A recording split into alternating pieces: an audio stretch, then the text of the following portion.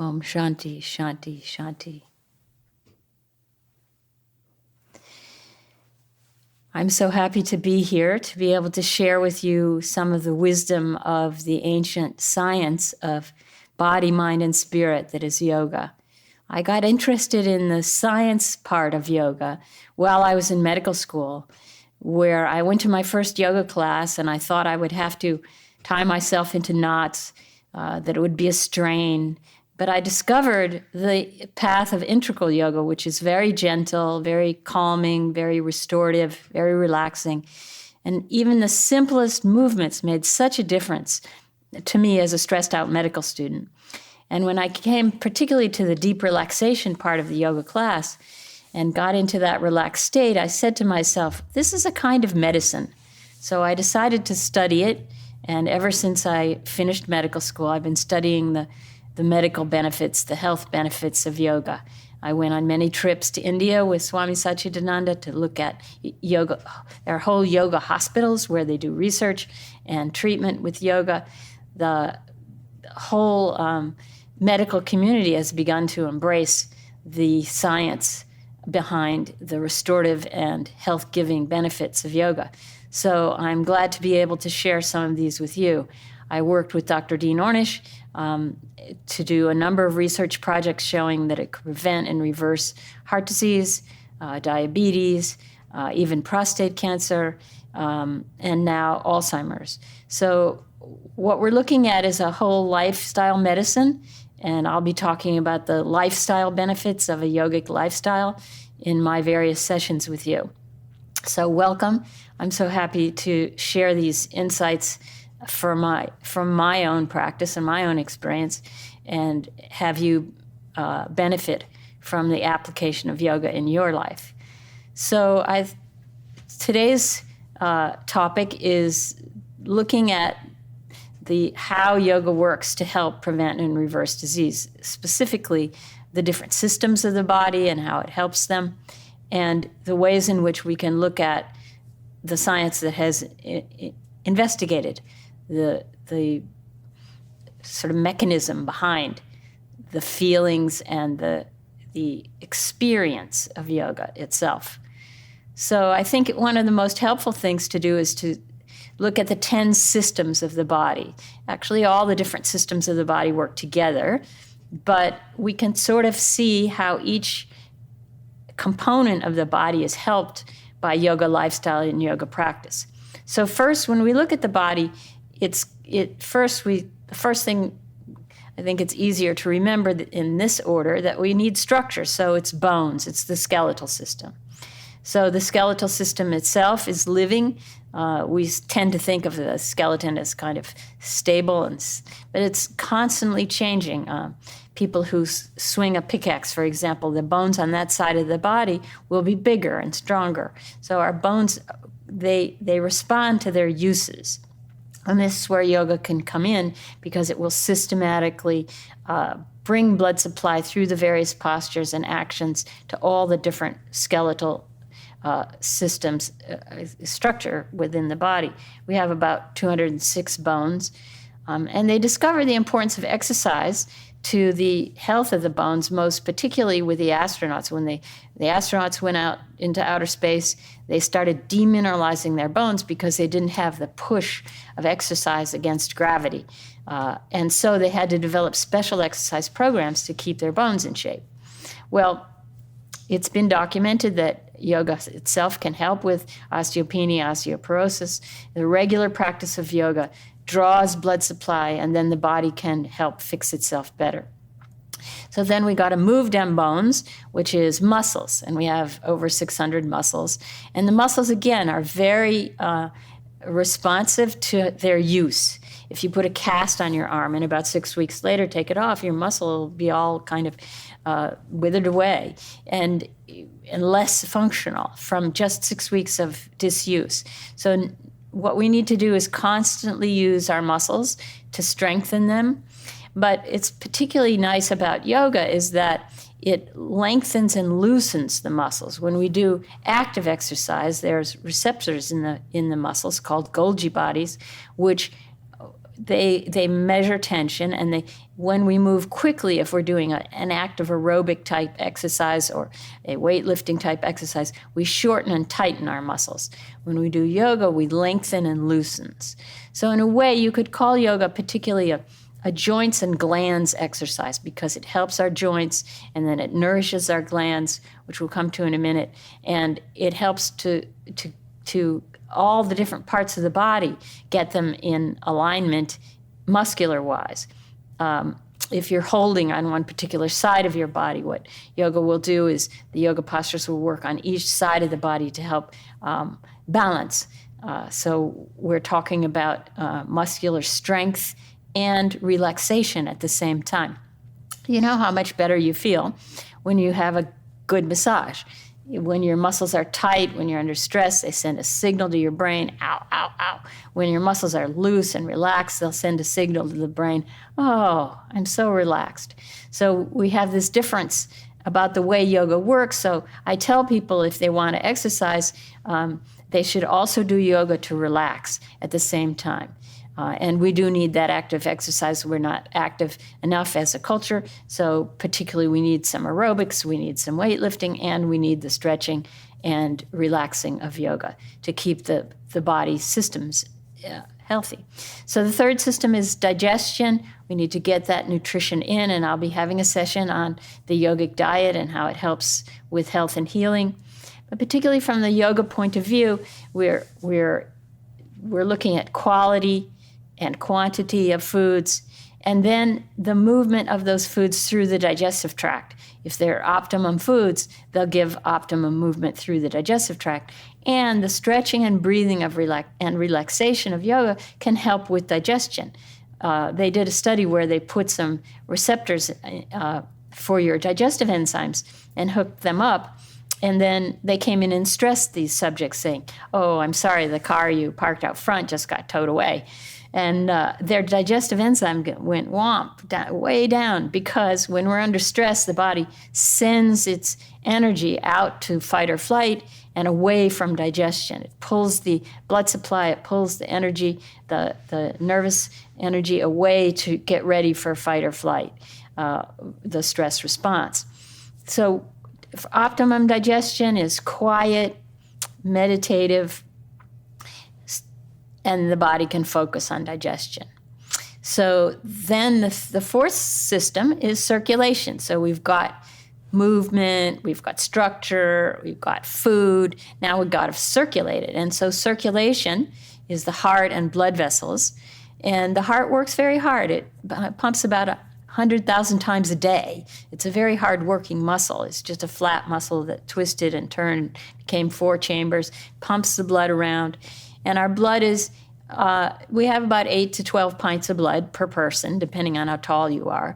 And the body's constantly redirecting where this blood goes, depending on, again, whether you're having fight or flight, which would draw the blood supply. The body will send it to the brain and to the heart and lungs ready, and take it away from digestion and take it away from tend and mend and rest and relax to fight or flight. And so what we have is this balance that we need to maintain, that yoga helps us do, and yoga practice on a daily basis helps us do, between the responses to the events in our lives and the repair and maintenance and full digestion of our foods and then circulation of them. So when we're under fight or flight, the blood becomes more sticky. The platelets get more sticky. Why? Because the body wants to be quickly clotting the blood in case we get wounded. But if we're constantly under stress, that's no good for circulation. And stress itself is a risk factor for heart disease and for problems with our circulation. The next system to talk about is we want to add oxygen to the blood. So that's where a deep breath comes in. Let's all take a deep breath. And what's different about yoga is that instead of just breathing from the chest, we breathe from the abdomen, and that allows much more flow, easy flow into the lungs. All parts of the lungs get good aeration. The amount of oxygen in our blood stays steady, about 98%. You can measure it by the little oxygen clip that you put on your finger. And most people in the normal range, 98 to 99, 100% oxygenated blood.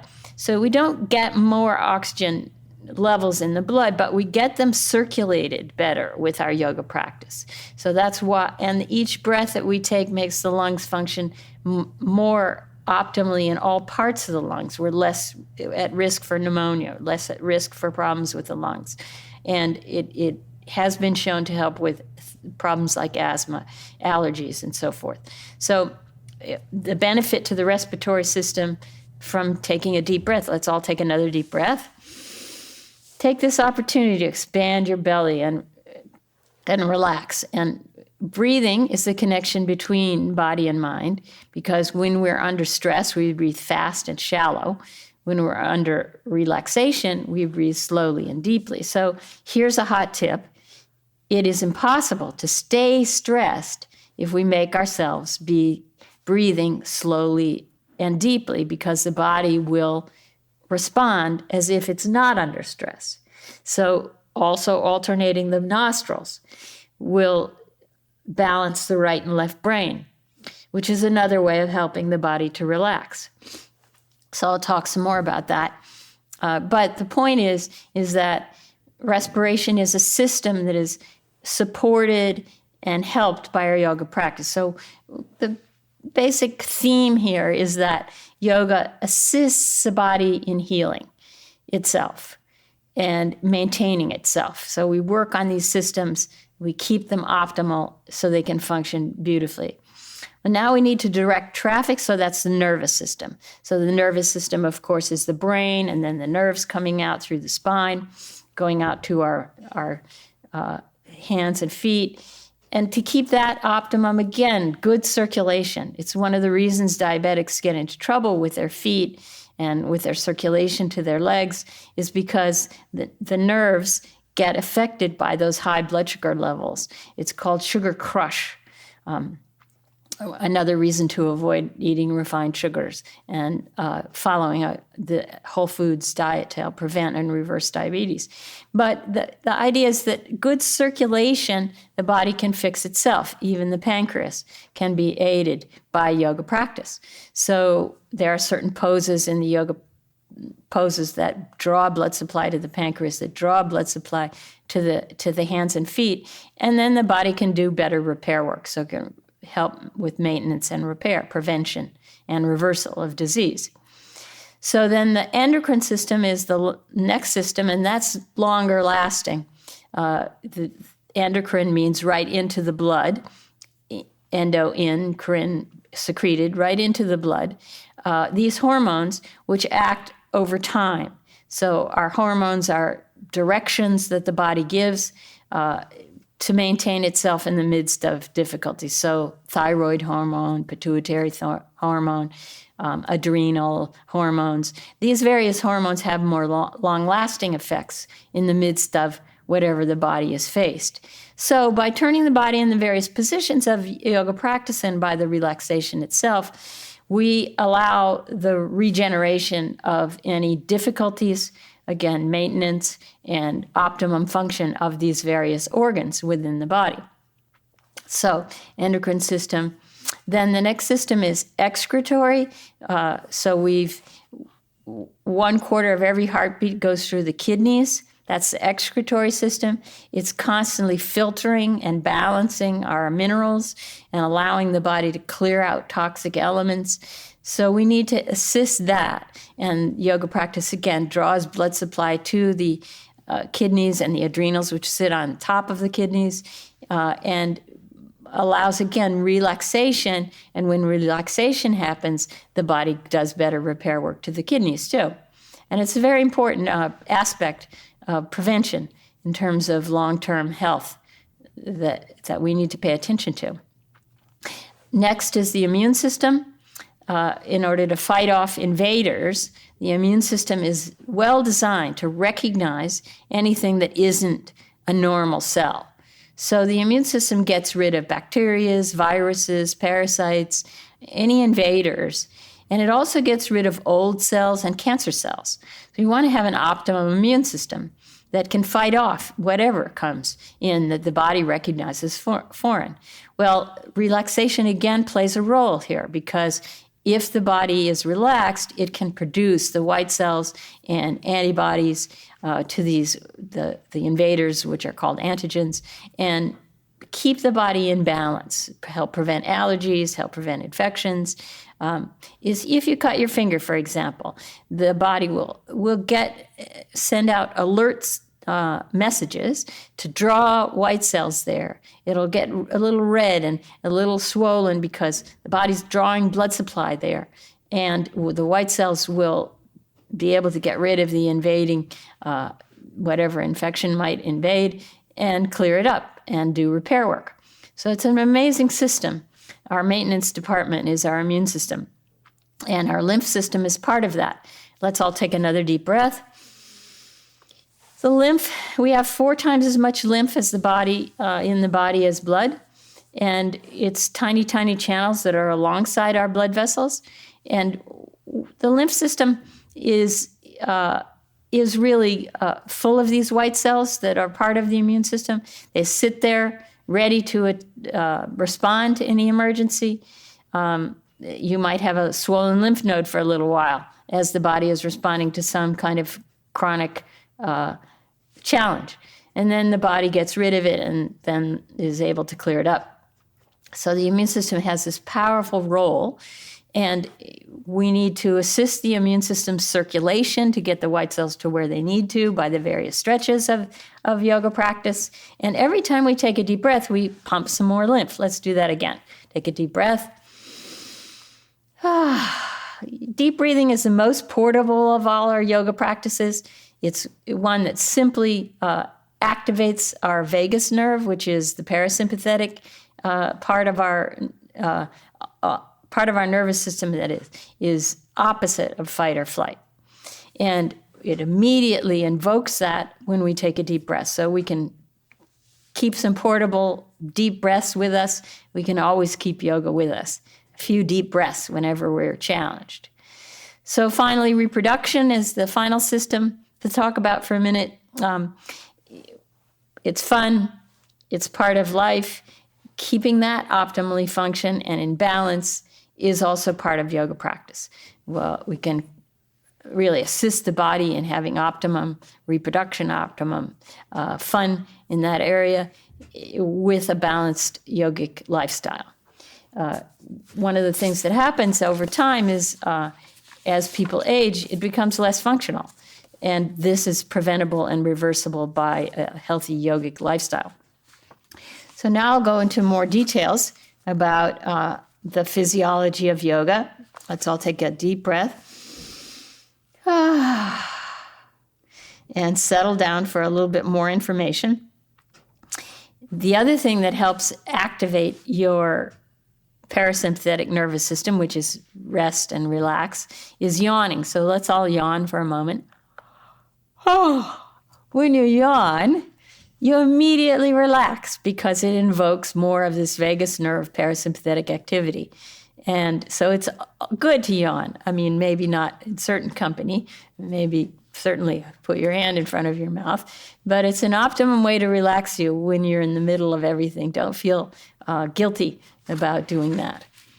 So now I'm going to talk a little bit more about the overall medical and health benefits of yoga. So I talked about muscles, but what I want to talk to you about is stress itself causing inflammation in the body. There are certain substances that, when we're under stress, are secreted that increase our sensitivity to pain, that inflame the body. And when you stretch a muscle slowly, as we do in integral yoga, not a gymnastic type yoga that you won't arrive at the same conclusion when you do a gymnastic type yoga. But when we do this gentle approach of integral yoga, what happens is that inflammation levels go down, even in one class.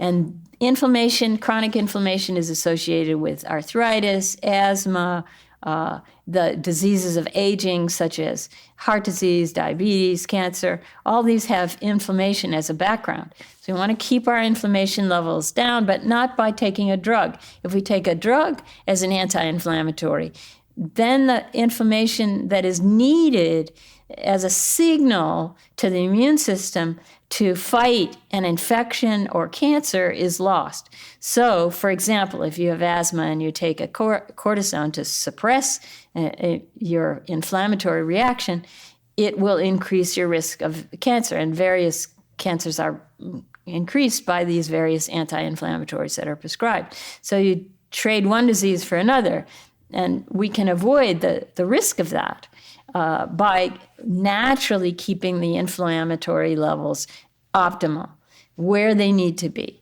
at a low level but not totally suppressed. So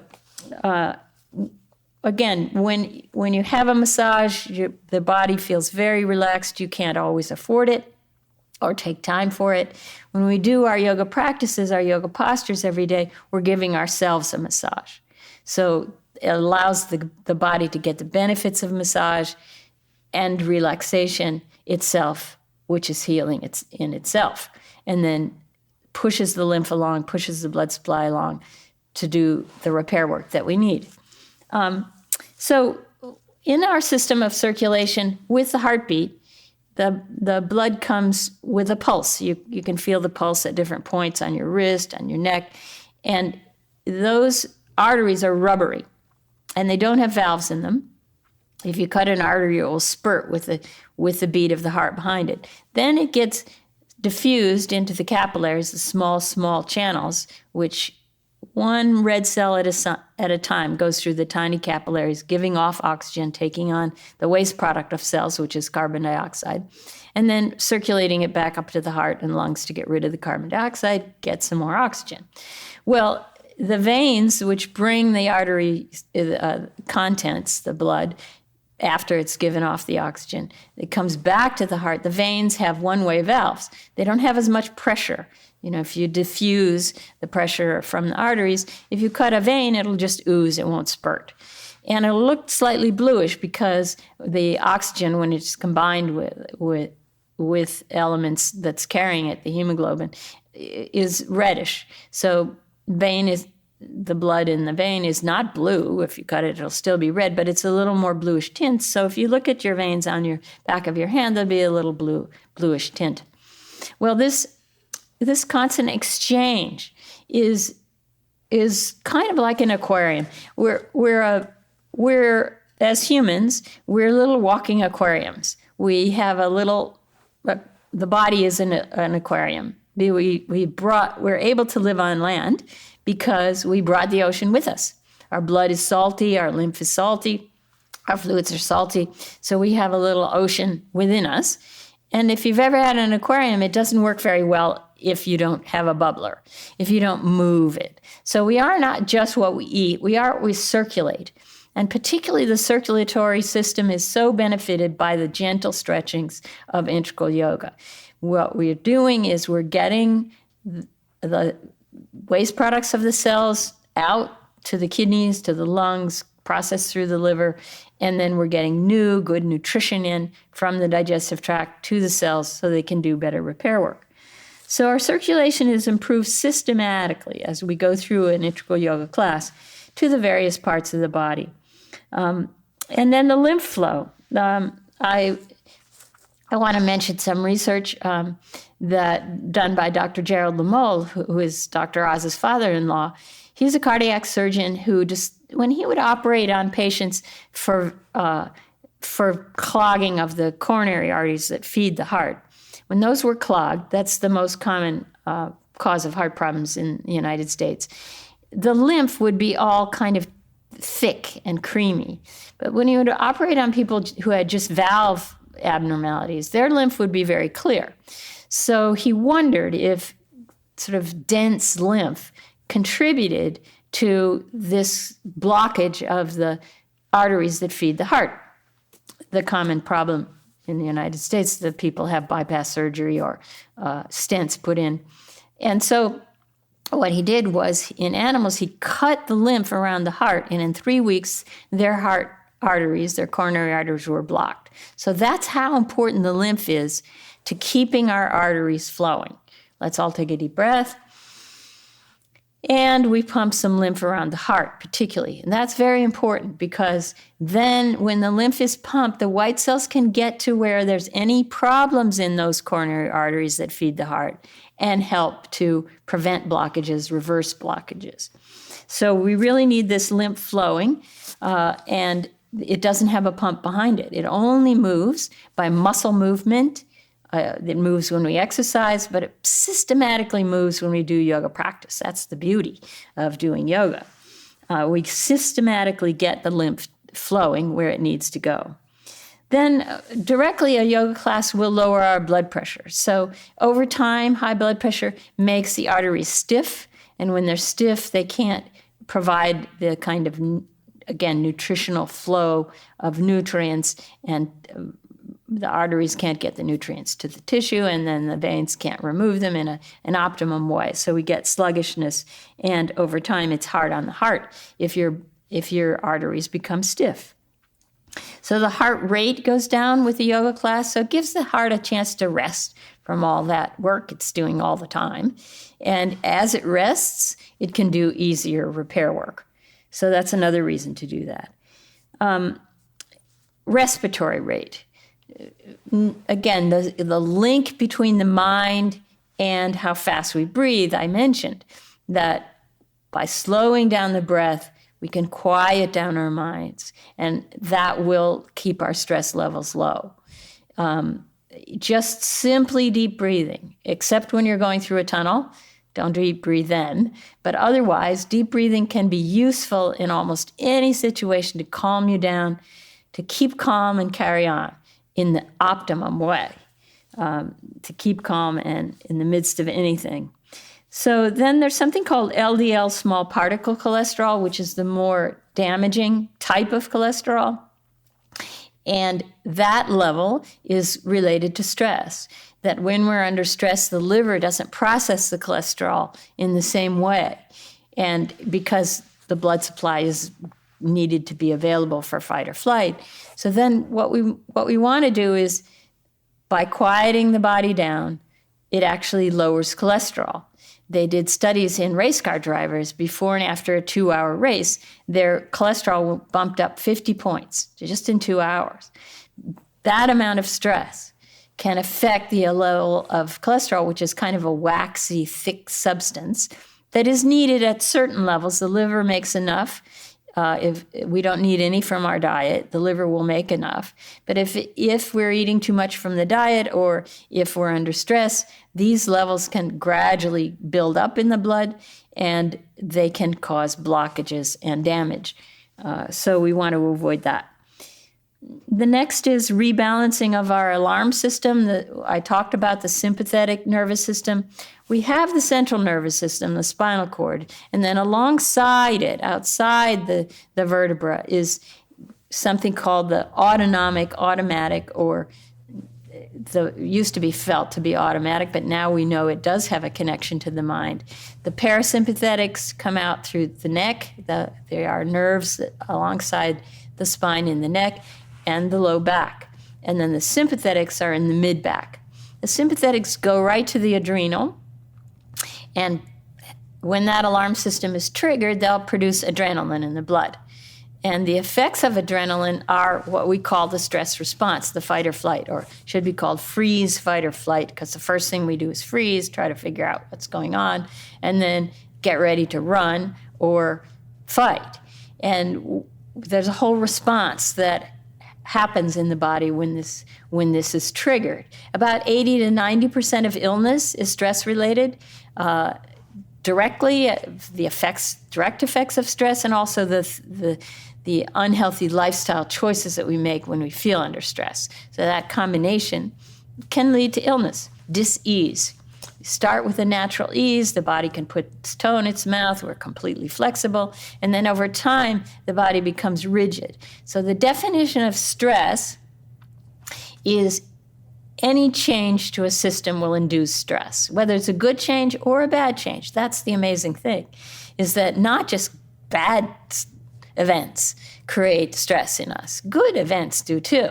And they did this study in rat volunteers where they changed where the reward was in the maze. And if they moved it closer to the rat, he got the, or she got the stress response when anything was changed in the maze. So change itself is stressful to us.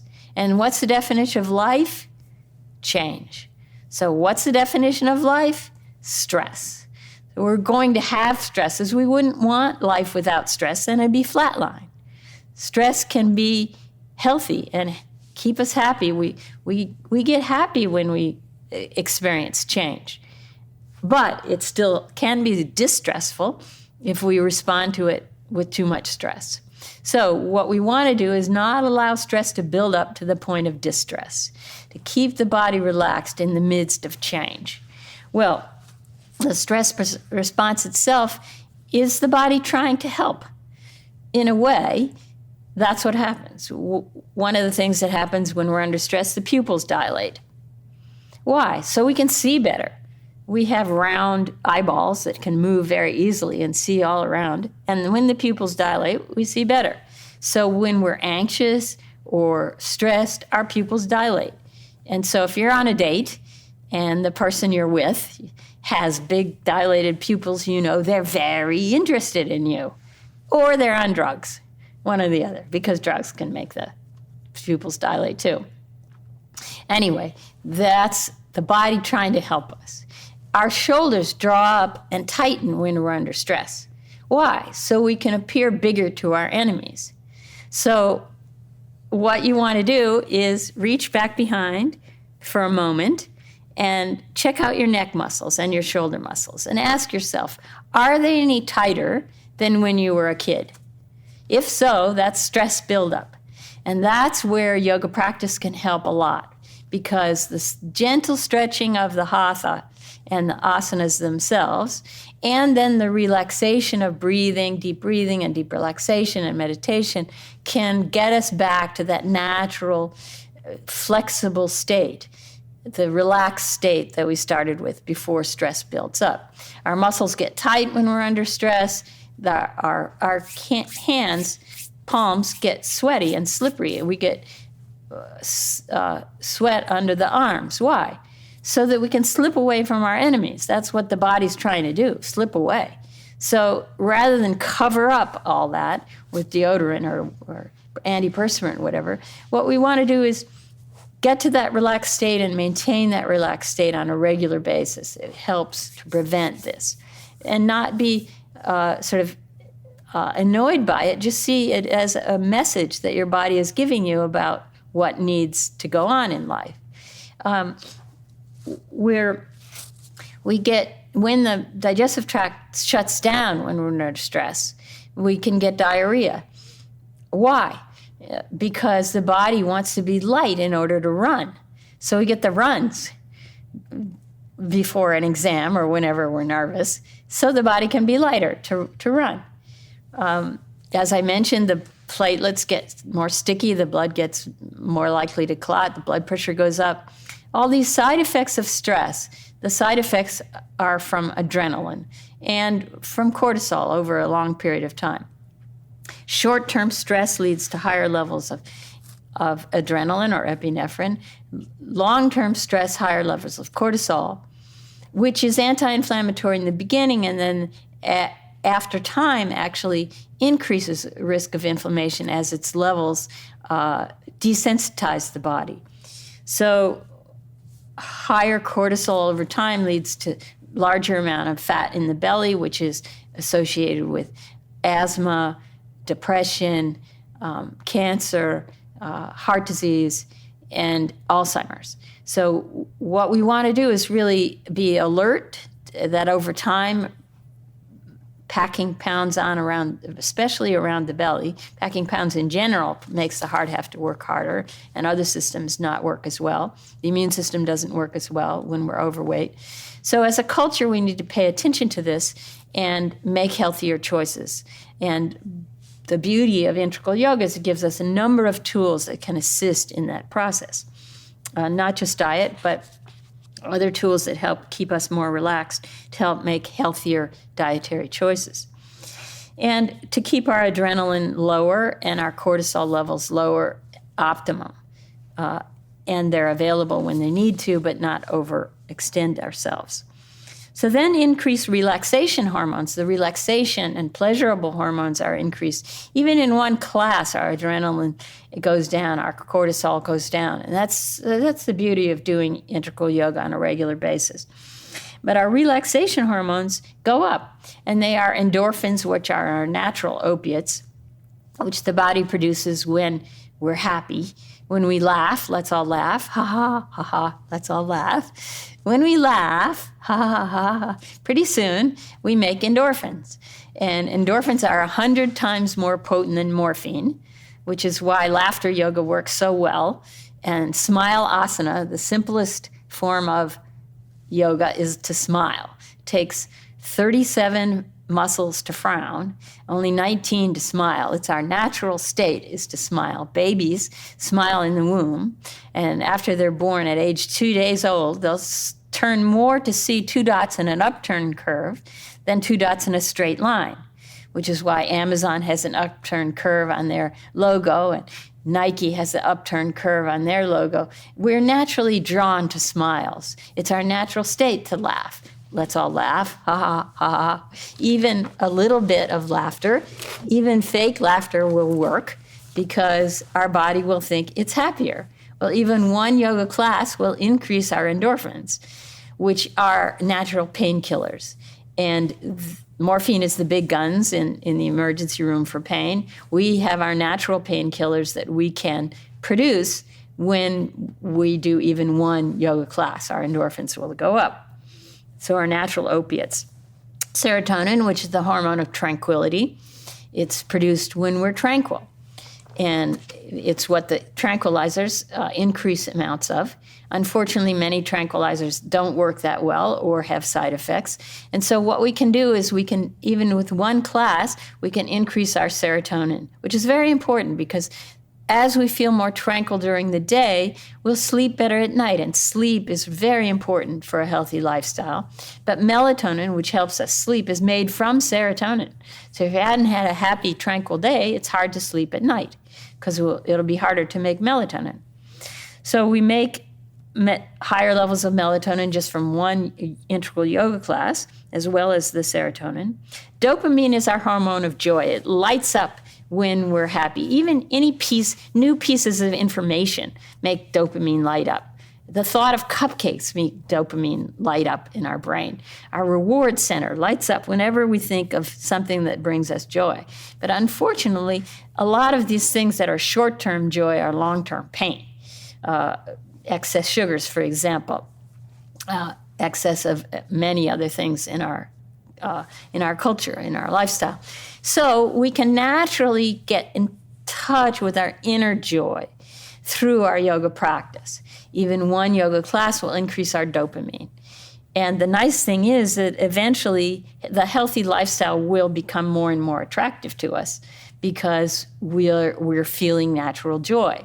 Our natural joy that starts with children, the sort of open mind of children, makes them play with everything. And I gave my nephew a chess set when he was 2 years old. And I noticed that he was having as much fun playing with the box the chess pieces came in as the chess pieces themselves, because that's beginner's mind in the Zen tradition, baby mind. He was having as much fun playing with those pieces and the box they came in. So the point is that when we play with everything, we maintain that openness that naturally will give us the joy that is our essential pure consciousness itself. Pure consciousness itself, that joy. So all of these tools of yoga we can use to tap into that. Oxytocin is another hormone. It's our hormone of bonding. When we hug someone, we increase oxytocin. But we can hug someone virtually, or we can hug ourselves and give ourselves a hug. And even one integral yoga class will increase oxytocin. And so we give ourselves an internal hug, get in touch with our natural oxytocin from within. Next, the left brain is generally our processing, our worry brain, where we think, oh, if only I could get this blank, fill in the blank, then I can relax. Then I'll be happy. Whatever it is. And the mind keeps placing all these things from outside that we think will make us happy. Unfortunately, those are temporary. And there's a great phrase, that which is temporary is not worth striving for. So yoga is about instead of going for temporary happiness, temporary joy, temporary pleasure, we go for the long-term eternal connection with our essential pleasure or joy or happiness that comes from within. That is our natural happiness. Well, the left brain, if I'm washing the dishes and I want to get them done, I'm not paying attention to the tasks and I'm just doing it and then I'll relax. I want to get it over. But if I'm using the right brain, which doesn't experience time and space at all, which is that's very, very instructive to us. That the right brain does not experience time and space at all, which is a little clue they don't exist. They're just something the mind makes up, time and space, that in reality, in our essence, we're just here now. There's just nowness, the power of now. And we can experience that when we balance our right and left brain. So the right brain is relatively activated by music. When we sing, we don't sing to get to the end of that song. Oh, thank God I finished that song. Now I can relax. As soon as we're in music, all parts of the brain are activated by music, but relatively more, the right brain gets activated from our usual worry mind. So if I'm singing or whistling while I work, while I'm doing dishes, it becomes fun. There's the bubbles, there's the soap, there's the dish. So each movement has a little bit of yoga to it. That's the idea, is that when we're in the now, the natural joy of each moment, like the beginner's mind, the baby mind, the chess set, each thing we can feel the joy. And there's a great phrase in the Upanishads, which is yoga philosophy. It's a book of yoga philosophy, which we chant from as part of our meditations. It's the sort of summary of the wisdom of the Vedas, the most ancient scripture on earth, more than 10,000 years old in oral tradition. And one of the sentences I love is, the enlightened person does whatever is appropriate. So each moment we do what's appropriate with a balanced right and left brain. So we want to have a balanced right and left brain. So that's why we start our classes with chanting, because it shifts our consciousness to balance our right and left brain. And also why we do alternate nostril breathing before we go into meditation, because within about 5 minutes of alternate nostril breathing, we activate the right brain and balance it with the left brain. So there's actually a therapy group where you sing your problems into a microphone. Oh, I'm having a hard time with my husband. And as soon as we start to sing it, we see our problems differently. We laugh, we get outside time and space, we get a different perspective on things. So I was at the beach a while back, and I found out that this fellow that I was dating at the time had not told the truth to me, and I was so mad. And I was on vacation. I noticed I was having steam coming out of my ears. I was so mad. So I said, I'm going to do 15 minutes of alternate nostril breathing. Actually, I said, I'm going to do 15 minutes of alternate nostril breathing. And I put my watch down in front of me. I made myself do 15 minutes of alternate nostril breathing. And I can truthfully say that at the end of 15 minutes, I felt so peaceful. It didn't make his actions right, the jerk. No, I'm teasing. Don't call people names. That's bullying. Just try to understand their behavior and forgive them and distance yourself from it. She's now my ex.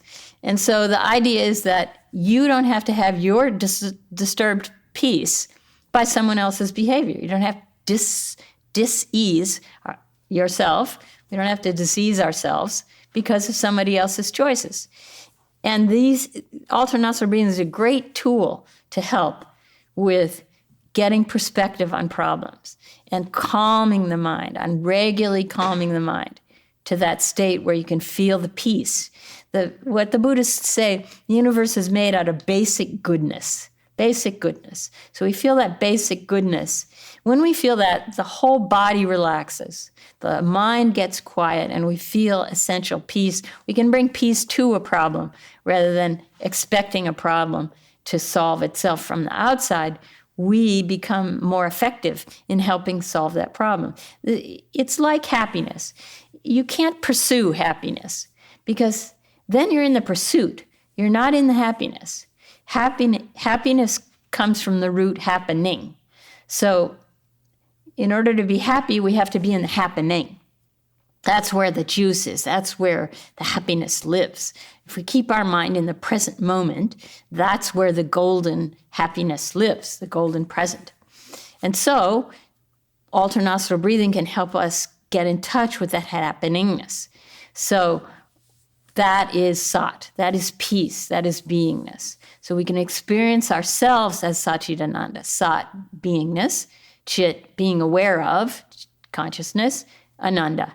And when we are aware of our beingness, we get Ananda, bliss. So we are all Satchidananda when we keep our minds in the present moment, in the golden present. So the golden present is one of my favorite of Swami Satchidananda's books. And one of my favorite readings from it, it's readings for each day for the entire year. And I'll often open it when I have a problem in it, look and see what comment it might make, or I'll just look at the titles. And the first reading for January 1st is, life is like an obstacle course. You can't walk around all the obstacles and put your hand out for the trophy. What we do is we have ups and downs. We have these stresses that we're confronted with, changes in our lives, things we didn't expect cause more stress, things we didn't expect that we think are going to be really horrible. That creates this fight or flight response, which stresses the body. Well, if we keep our mind in the happeningness, we can look for the silver linings playbook. We can look for the gift in the rotten wrapping. We can look for something good to come out of our suffering. After 9/11, Swami Satchidananda gathered everybody that evening, and one of the first things he said was, this is a terrible thing that has happened, but something good is going to come out of it, which is that people are going to become more spiritual. And it's true that whenever any disaster comes, we start to ask, why could God allow this? How could God allow this? And then we want to know, well, who is God then? How can we know God? And really, how to know God is the essence of what yoga practice is about, is to direct us to that peace and joy, love and light that is the infinite, eternal, pure consciousness within us. That is really the aim of our yoga practice, is to experience that.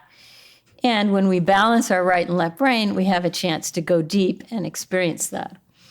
So another thing that happens in the brain when we meditate is that normally when our worry mind is our beta mind, we think between 300 and 1,000 thoughts a minute, so the thoughts are going as fast, zinging around. And as the mind quiets, we get more alpha waves, and then even theta, and finally gamma. So they put some EEG devices on Swami Satchidananda. They were looking for more alpha, and they weren't finding any more. And here's the great Swami, that he was always so relaxed, and he just said, maybe you're not measuring the right thing. So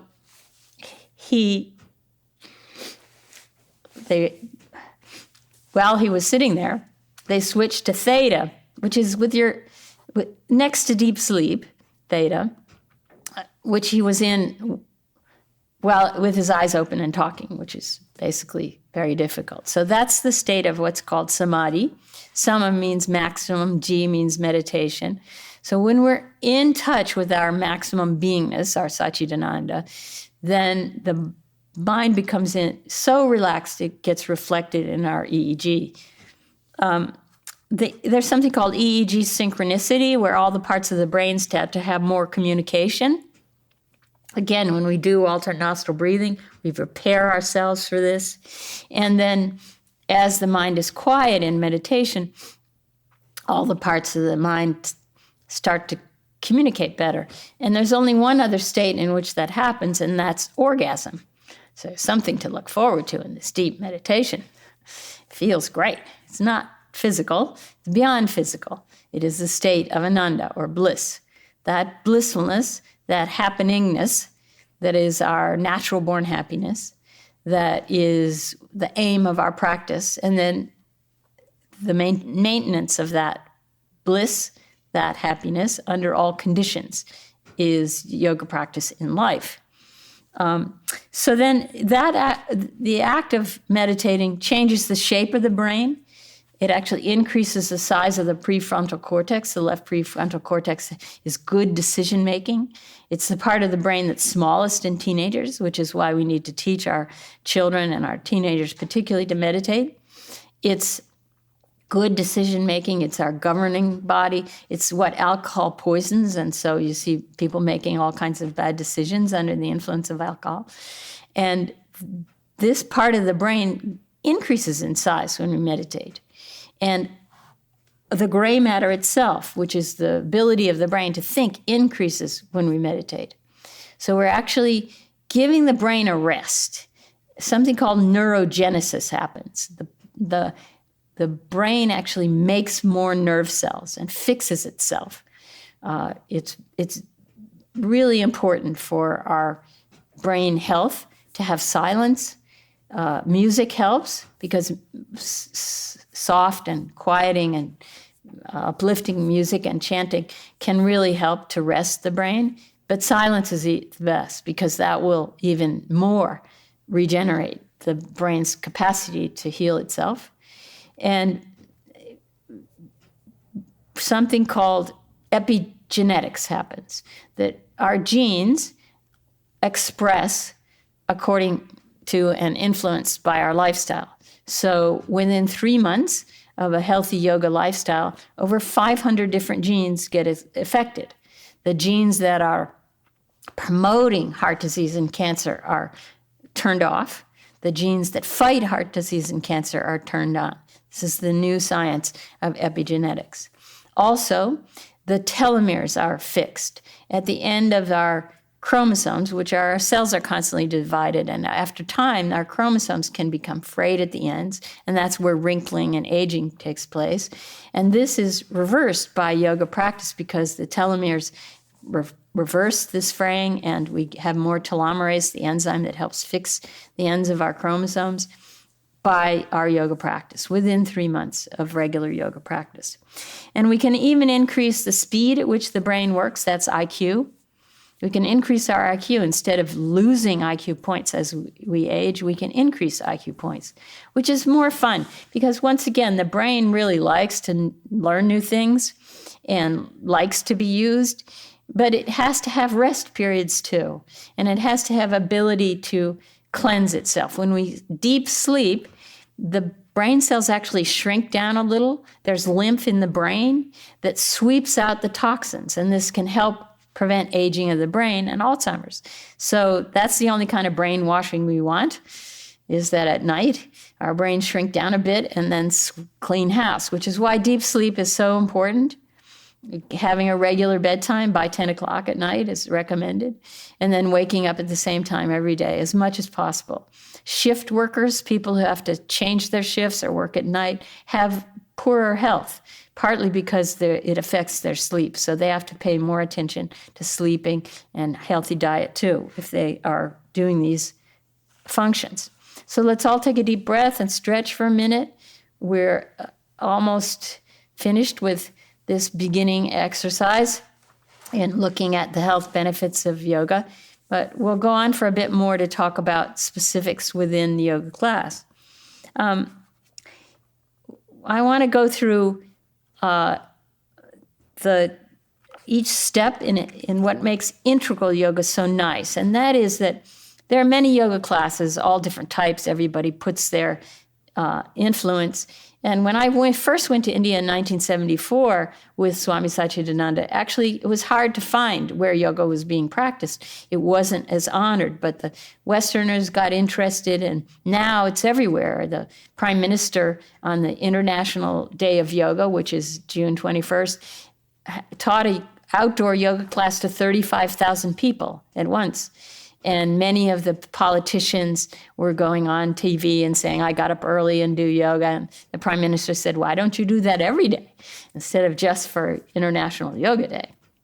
But the idea is that it's being taught in the schools and to the military and sports people. And it's really being honored in India and around the world, partly because of our Western influence that we've got interested in. Yoga studios are everywhere now. But there are all kinds of yoga in Richmond, Virginia, near where Yogaville is in Buckingham, Virginia. They have paddleboard yoga, or you can surfboard yoga. You can do yoga. You learn to do yoga on a moving surfboard. There is goat yoga, where you can go to a farm and have goats climb on you and they do downward goat on you. There's cat yoga and dog yoga, and there's even horse yoga, which you can see on YouTube. It's called Horse Subaru Yoga. They take a Subaru, it's an advertisement for Subaru. They take it to the country and then do yoga bareback aboard the back of a horse. So aerial yoga and acrobatic yoga, and there's so many types of yoga that Westerners have developed. And it's joyful to see. But what I love about the classic deep wisdom of integral yoga is it's relaxing, not just aerobic. So it's not gymnastics. It really activates this healing system and the healing ability of the body, the health benefits of yoga. And it's gentle enough that anybody can do it. You can even do it in a chair. You can basically mimic the poses of an integral yoga class in a chair. I was flying back from India on one of my trips, and I sat next to someone from Chennai, and he was a scientist, and he was going to Minnesota, where he was learning how to put meat genes into tomatoes to make them brighter red. And that was what he was doing for his work, whereas I was coming back from studying the ancient science of yoga in India, and he'd never had a yoga class. So I taught him a yoga class right there in the seats in the airplane as we were going home, and we both got so much more relaxed, and it made the trip so much more joyful and fun to stay in that relaxed state. So you can use your yoga. It can be portable. The integral yoga class is so balanced that way. So we start the integral yoga class with chanting, because it changes your consciousness to a more relaxed state. That normal sort of flow of left brain worry, thinking about the future, anxiousness and fearfulness quiets down a bit when we chant, because we get more in the playful present, just right here, right now, of the right brain. So we can relax into that, have a moment of more quiet before we start our class by chanting, by beginning with chanting. And Sanskrit, which is the chants are in Sanskrit. Om is the universal sound, sort of primordial sound of the universe. And then Shanti means peace. And Sanskrit means well-written, samskrita, well-scribed. And so they took the language that already exists, Tamil, and they cleaned it up and made Sanskrit out of it. And Sanskrit is a language of onomatopoeic nature, that if you keep repeating the sound, that which you repeat becomes manifest. So that's why we do these chants, to invoke the peacefulness. Then the eye exercises. The eyes are the only part of the brain that you can see on the surface of the body. The brain takes itself and creates the eyeball out of itself. So when I'm looking at your eyes, I'm looking right at your brain, which is why I can see what you're thinking, whereas if I look at your hand or your foot, I don't see that as well. So the eye is brain tissue, cool. So when all those structures are formed, all those connections still remain. So as we do the eye exercises, they go back and help to relax the brain. And our eyes tend to get tense as we use them during the day. We use them all day long. So relaxing those muscles around the eyes gives us a better state of relaxation. And they've actually done some studies where they put curare on the eyeball muscles, and people's vision improved because tension in the eye muscles can distort the shape of the eyeball so we don't see as well. So the more relaxed we are, we see better. So the eye exercise is, again, a way to prepare us for a more relaxed state during our integral yoga class. Then we begin next with sun salutation, which warms up the spine. The spine is just a stack of blocks, the vertebra. It should be very flexible and yet strong at the same time. So what our sun salutation does is improve circulation to all these joints that are in our back and wake us up and calm us at the same time, because when the body is pushed backward, it pushes and that increases adrenaline. So it activates our sympathetic nerves when we do the backward bends. But then when we do the forward bends, it pulls on the parasympathetics at the base of the spine. So it increases relaxation. So we're wide awake and relaxed at the same time when we do our sun salutation. It really is a great way to prepare us for the rest of the yoga class. So I like to do a number of sun salutations to warm up. It's a great way of starting the day. Then the cobra, we start with the chest, the backward bends to wake up the body. So it's going to increase adrenaline, wake us up, but also just push lymph flow and blood flow around the heart and chest area, which is very important to maintaining optimum health of the heart. So what we have here is cobra opening the chest and improving lymph flow around the heart, and then locust releasing the tension in the low back. So we're both opening the upper back and chest area, and then the low back, which again gets very compromised from sitting. In medical circles, they say sitting is the new smoking because it's so risky for us as a culture. We become way too sedentary. So we need to release that low back. And then the bow pose, where we make the body into a bow, is the next pose in the integral yoga class. And that gives a little massage and increases circulation and lymph flow to the pancreas. So they did a study in India where they just did bow pose 3 times a day, and it improved people's blood sugar levels. And so that's its effect on the pancreas and the other abdominal organs, and also where abdominal fat is stored to start to improve circulation so the body can do better repair work there too. So next we go to the forward bends, the head to knee pose and the full forward bend. And what this does is that it, again, pulls on the parasympathetics in the low back. So the whole body, if you've ever noticed when you take an integral yoga class, when you come to that part of the class and you do the forward bends, your whole body goes, oh, that's what feels like to be relaxed. It's you sort of shift gears. So sometimes when I have a very anxious patient, I'll tell them to do forward bends 3 times a day.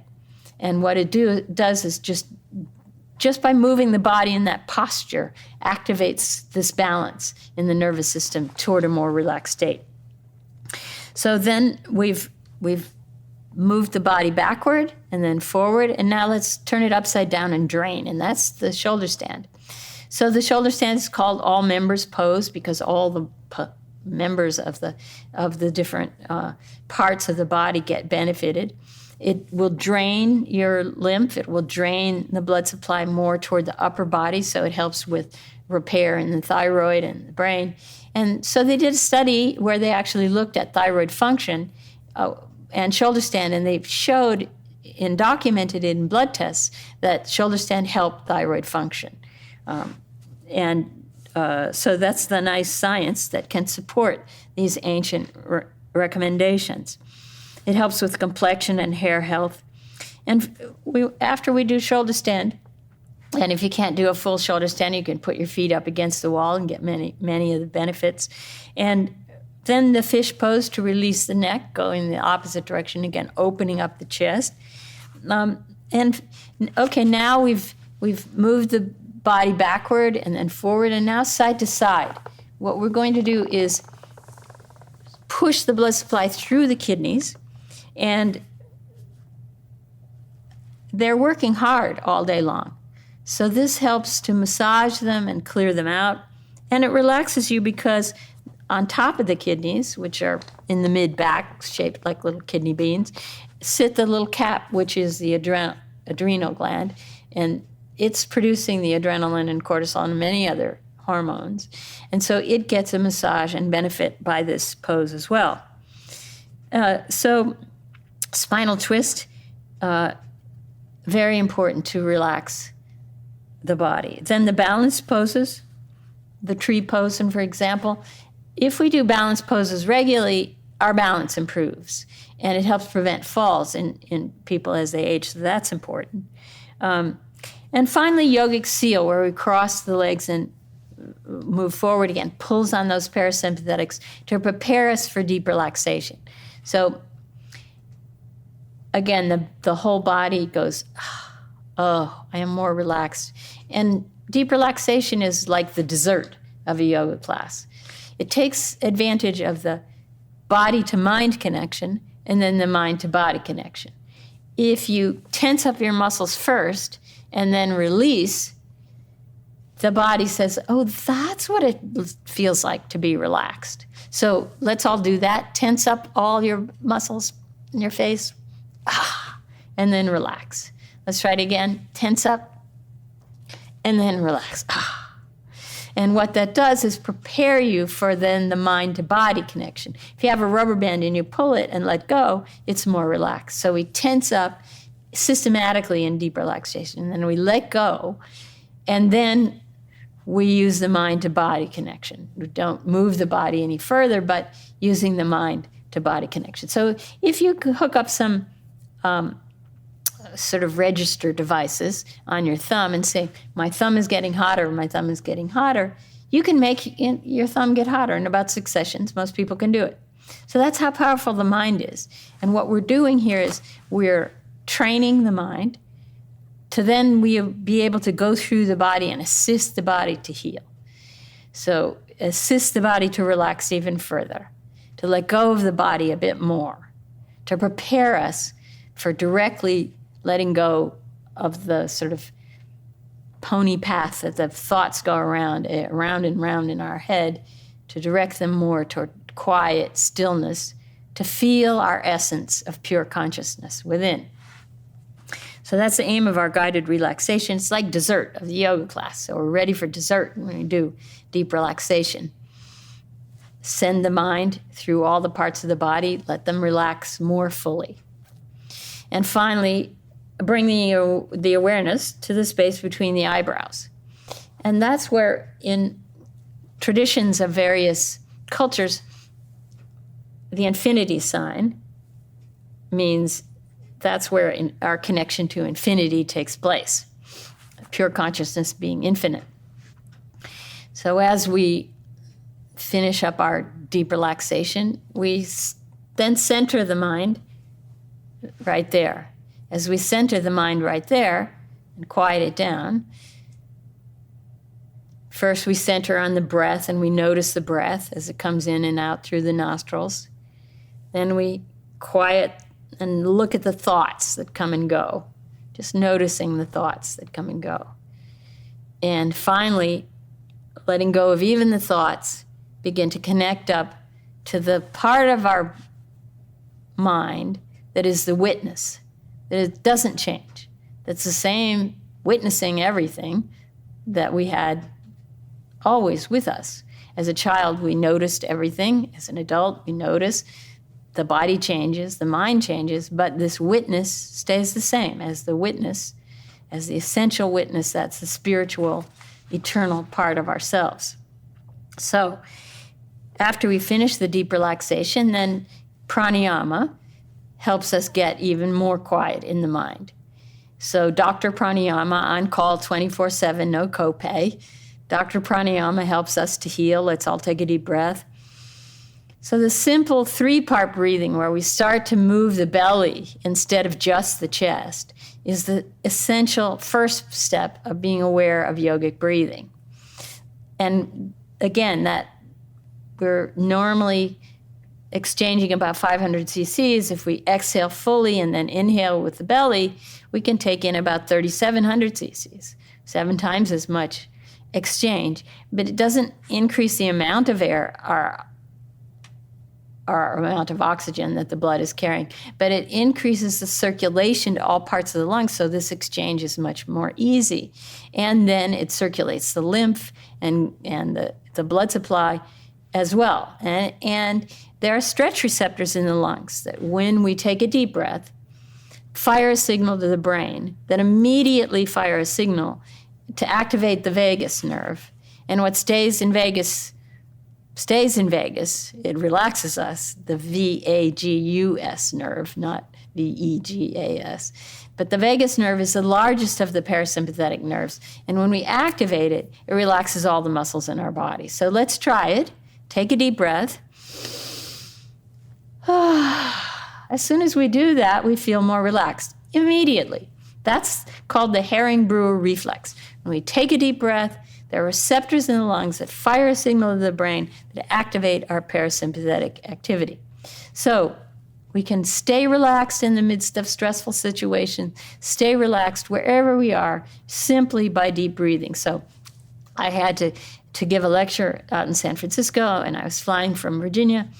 I had to change planes in Pittsburgh, and we were late because of weather. So I had 5 minutes to make it from one end of the terminal to the other to catch my plane. And I started running, and I thought, oh, this is going to make bad headlines. A yoga teacher keels over an airport. So I made myself do 3-part deep breathing as I was running, and I started to get more and more relaxed. And the people in the other who were running with me kind of looking at me because I was breathing really hard, but I got more and more relaxed. I actually changed planes. Oh, well, that's a joke. But the point is that we can access that deep plane of peace, which is always there, by these practices in our daily life, when we apply them in our daily life. So in this case, we're preparing for meditation, and then we do right-left breathing, right-left alternate breathing. Why should that be? Because the right nostril is sympathetic related, and the left nostril is parasympathetic related. So by alternating them, we balance the parasympathetic and sympathetic systems.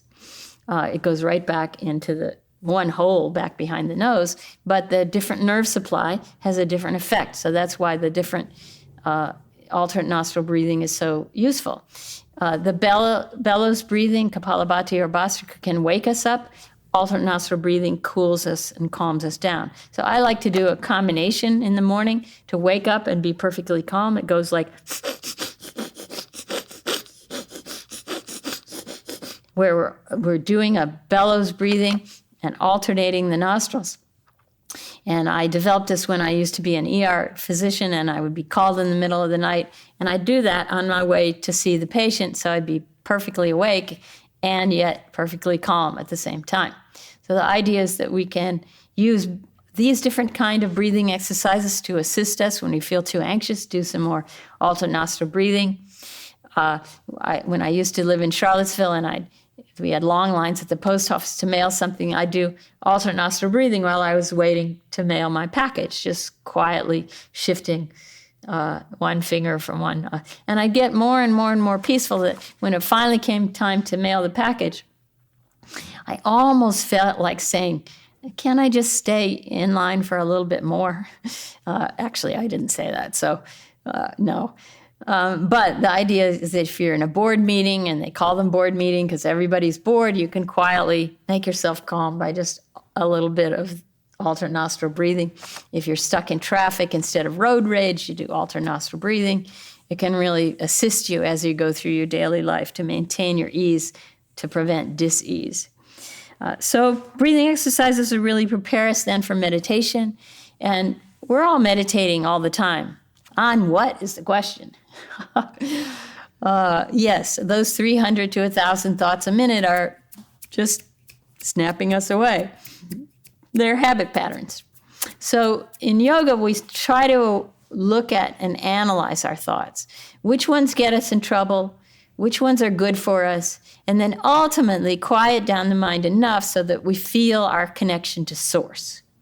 Really what that yantra is about, that's our symbol of yoga, is the Big Bang, or the essence of the universe. It starts with one. God was one, one, and then it kind of got boring being one. So I think I'll appear as many. Well, God was one, one. I'll appear in all these different forms. And so, the Big Bang. And I asked a friend of mine who's a physicist, does the Big Bang still apply in physics? He said, yes. He said, actually, they recorded a sound that came before the Big Bang. It went something like, oops. No, that's a joke. That's Swami Murugananda's joke, actually. No, in the beginning, everything was peaceful and one, and then the universe manifests itself, and then when it gets too crazy, it comes back to the center. So in the yoga tradition, God breathes out the universe and then breathes it back in. So come to the point of Kali Yuga when most people have forgotten the source and then come back to knowledge and wisdom through yoga practice. So our aim is to understand our source, and we can all become sorcerers. Why should Harry Potter have all the fun? I mean, in touch, not sorcerers, but source aware. Aware of our source means aware of our essential happiness, essential goodness, pure consciousness. And that consciousness is our nature. We are humans, pure consciousness. Someone can bonk you on the head, and when you wake up, what are you? Conscious. You can't be not conscious. It's who you are. Consciousness are us, not Toys R Us. Although, we can't say Toys R Us anymore. They went out of business, although they're coming back a bit. They went bankrupt, coming back a bit. But we are not Toys R Us. We are not material things are us. That's temporary pleasure. We are pure consciousness, which is eternal. Consciousness are us. So you are pure consciousness. That's what you are. The mind thinks it needs things from outside to be happy. But that's the pursuit of happiness. That's not happeningness. Where happiness lives is teaching ourselves that we can bring a happy person to life rather than expect life to make us happy. It's a setup for an upset if we accept that life is making us happy, or you make me happy, or can't live without your love. Because pure consciousness teaches us something quite different. Consciousness is love. When I'm really conscious of this cup of chamomile tea, I'll be very aware of how I use it. And if I really love it, which I do, I'll be very conscious of how I use it. If I'm very conscious of how I use it, I'm loving it. So love is consciousness. So what can you never be without? Your consciousness. You can be more or less aware of your consciousness, but you can't be without it because it's you. Consciousness are us. And consciousness is love. So what can you never be without? Love. We're made out of it. So rather than try to seek love from outside, and we grew up with all these songs, Can't Live Without Your Love, it's a very toxic kind of song because it leads to outrageous, horrible behaviors. If you don't love me, I'll beat you up or whatever. So this is toxic. No, if you don't love me, I still am made out of love. I bring love to the universe under all conditions. That's wisdom. That's the wisdom we look for in our yoga practice, is to experience that love, which is pure consciousness, which we most directly experience in deep meditation. As the mind gets quiet from thinking I have to have something to make me happy, to just feeling the essential pure beingness, which is Ananda, which is happiness. So the most ancient scriptures, the Vedas, the very first start is with the Gayatri mantra. It's a prayer that says, "Oh, you who are the light of consciousness that is within everything, may everyone experience themselves as that consciousness." So it's a prayer for enlightenment for everyone. It's a prayer that everyone should be aware of their own consciousness. And then the very first Veda says, in the beginning, in the mind of God, arose desire. Desire was the cause of the universe. D means away from, sire means source or father. Every desire in the mind takes us away from our source. That's what the little choppy vrittis, they're called, thought waves in the brain are. That's what our thought waves are. Their desire to be somewhere else to be happy. Oh, if I have that, if I plan for that, or if only that would have happened or could have happened or should have happened. Those are what the thoughts are about. So as we quiet them down and let go of desire to be somewhere else, to be happy, then we feel that natural, peaceful source within us. And we really can rest in peace. Not RIP after you leave your body, RIP while you're in your body. Heaven on earth, right here.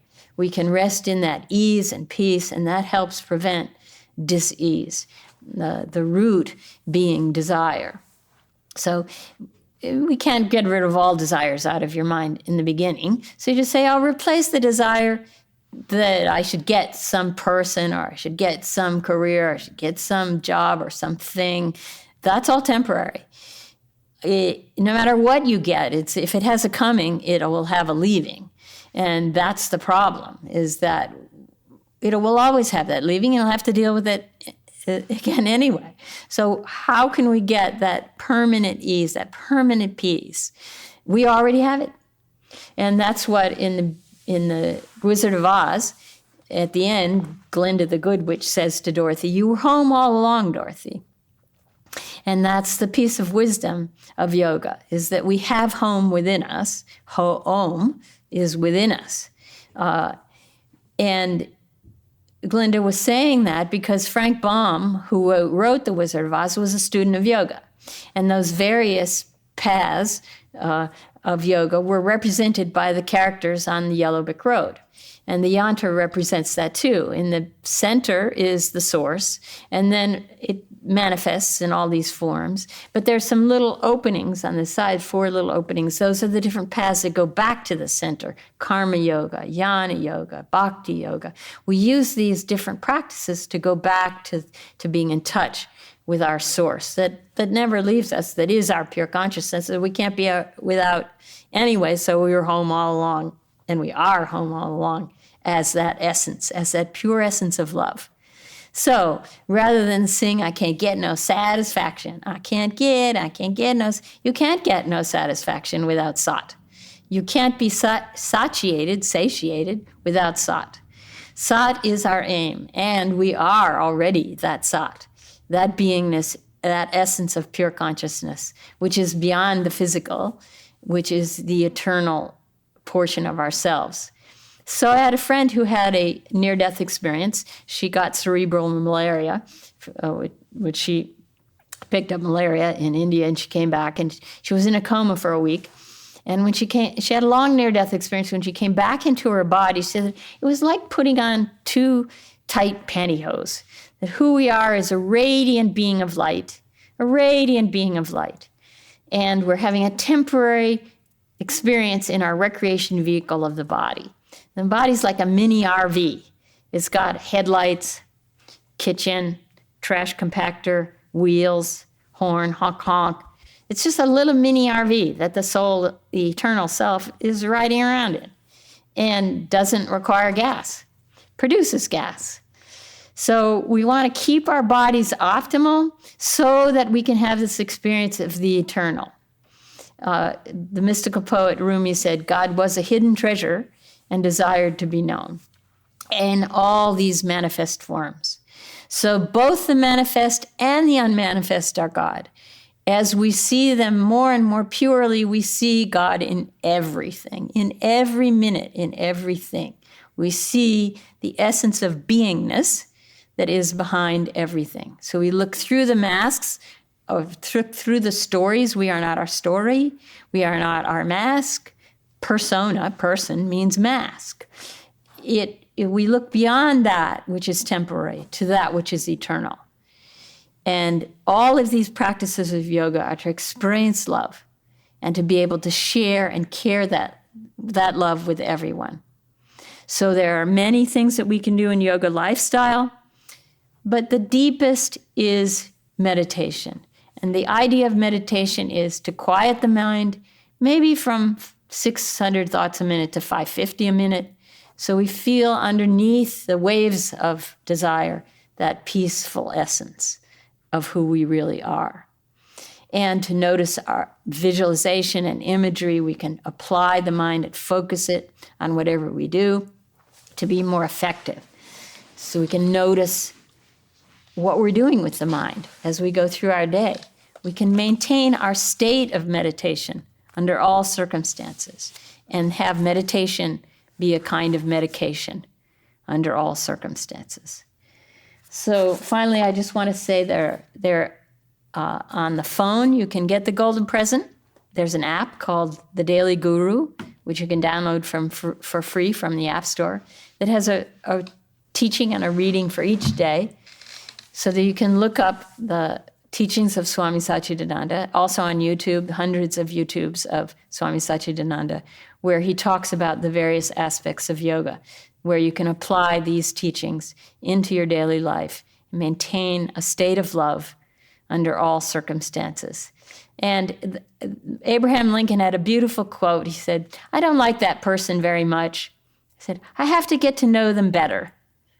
I love that quote, because that is when you get to know underneath somebody's external story, and you can feel that everybody's just struggling to be happy. Everybody just wants to be happy. And so you understand why they might make a poor choice in life. And you can still love them even in the midst of that. And that keeps you safe. It keeps us safe when we love everybody.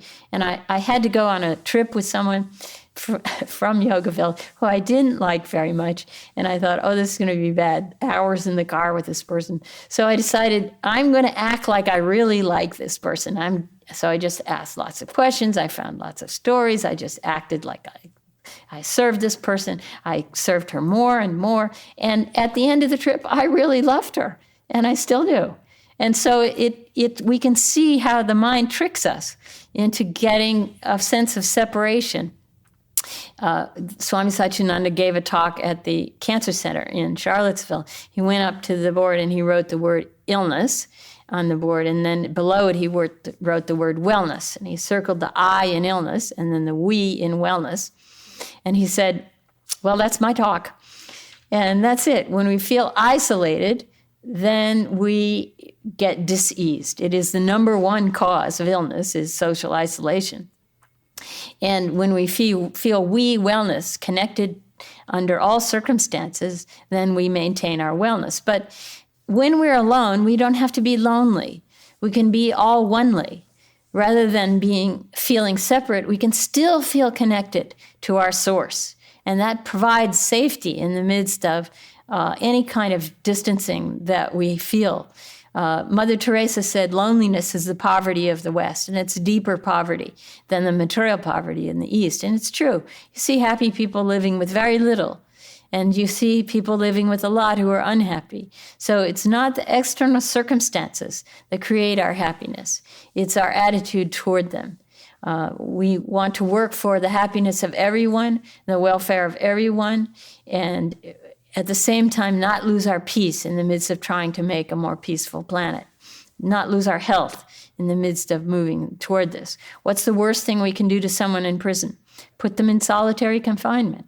We're social creatures. We're very affected what other people are doing around us. If somebody's doing this, what do we feel like? Doing this. Which is why it's important to call everybody darling. It's an old-fashioned custom that needs to come back. Care for everyone. Act in a way that's appropriate to each person. And that will give us peace and ease under all circumstances. So just by conclusion, love and serve is the simple sort of summary of what is wisdom. To serve, love, purify, give, meditate, and realize are our best gift to our own health and to the planet itself. We can maintain our peace and ease under all circumstances. We can care for everyone and care and share and live in we wellness and practice that under all circumstances. So I wish you the very best and look forward to talking with you further about the wonderful benefits of a healthy yoga, integral yoga lifestyle under all conditions and circumstances.